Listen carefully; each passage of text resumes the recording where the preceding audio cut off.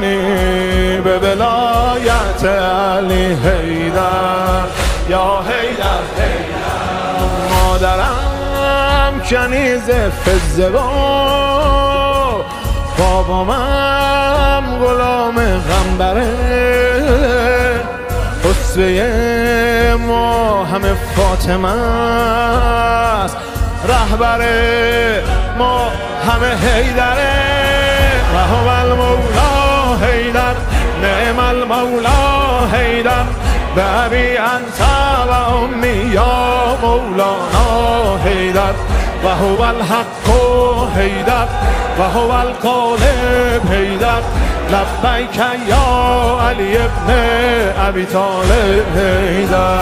المدیون لطف این خونوادم، من با ولایت امین جهادم، جز به علی به کسی دست بیعت ندادم. ان الله امرنی به ولایت، بگو ان الله امرنی به ولایت، ان الله انعمنی به زیارت علی حیدر یا حیدر. هر قدم به سمت مرتضی، 100 قدم به سمت جنت،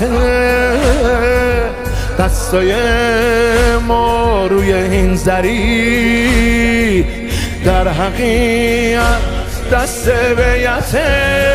خونه بابام نجف، آخر دنیا نجف، هر جای دنیا برم آخر سر جام نجف. مشرق و مغرب حیدر، کهف المذنب حیدر، لبیک یا علی ابن ابی طالب حیدر، لبیک یا علی ابن ابی طالب حیدر.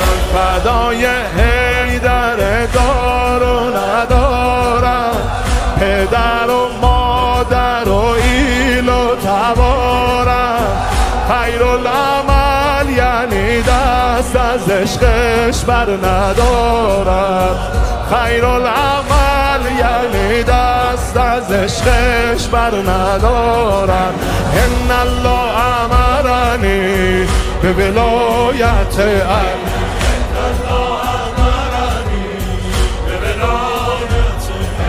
ان الله احبنی به محبت علی، ان الله احبنی به محبت علی حیدر یا حیدر.